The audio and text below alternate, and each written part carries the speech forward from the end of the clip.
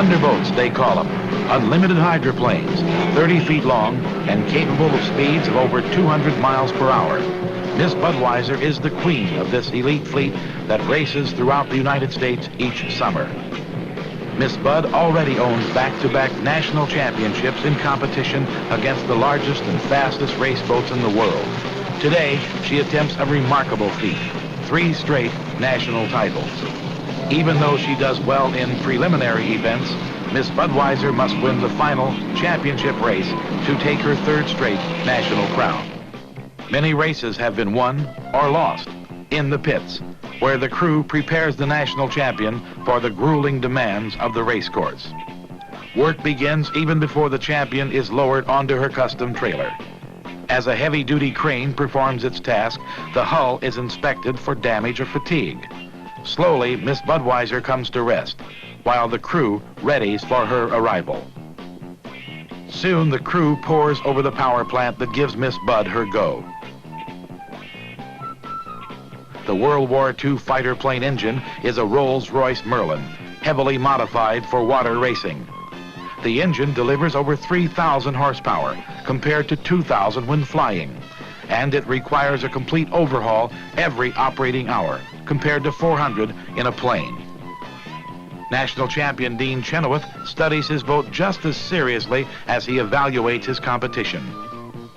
Meanwhile, his crew sets up Miss Bud to deliver every last bit of speed for the coming showdown. They also add 100 gallons of fuel. These boats burn 3 gallons to the mile, and they keep the oil level up to 20 gallons. Even as the crane lifts Miss Bud into the water for the championship race, work goes on.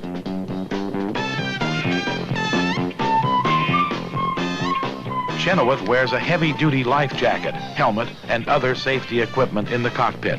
After a last-minute check, he barks the engine into life with a roar.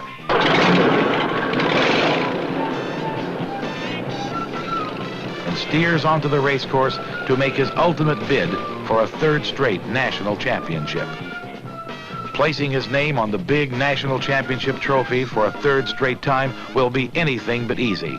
He has the best competition that can be gathered on one race course. Miss Budweiser is in the number 2 lane as the field roars over the start. She's in the thick of flying white water, roaring engines, and pounding heartbeats.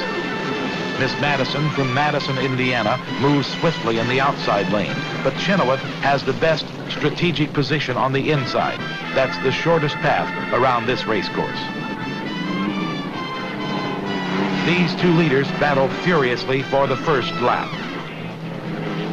They are pursued by Atlas van lines, and all 3 run over 170 miles per hour on the straightaways, kicking up rooster tails of spray 300 feet long, 50 feet high, and packing more hydraulic force than a water cannon. It's on the number 1 turn of lap 2 that Chenoweth sees an opening, lets out the reins on Miss Budweiser. She answers with a burst of speed that rockets her past Miss Madison and into the lead.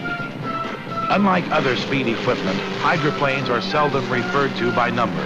Their racing names are used. Some represent products, others entire cities, and still others affectionate names bestowed by sportsman owners. They're all a part of a great, colorful outdoor sports spectacle.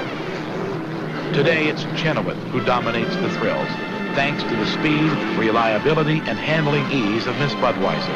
Her hull design and driver's skill enable her to hug the buoys on the turns and outrun her pursuers on the straightaways. One by one, the challengers begin to fall back. All but one, that is. Miss Madison still won't concede. But Chenoweth continues to ride cool and confident, and Miss Budweiser behaves flawlessly. Back in the pack, Miss Timex and Pride of Pay and Pack have their own tight duel going as they power up the long backstretch, pursued closely by Budweiser Malt Liquor. As Miss Budweiser stretches her lead, other challengers begin to fade. The Town Club from Detroit is one of the chasers, and teammate Budweiser Malt Liquor is another speedy pursuer.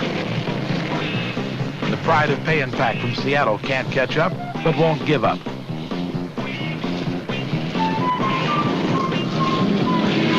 And the same thing is true with Atlas Van Lines, driven by racing legend Bill Munsey.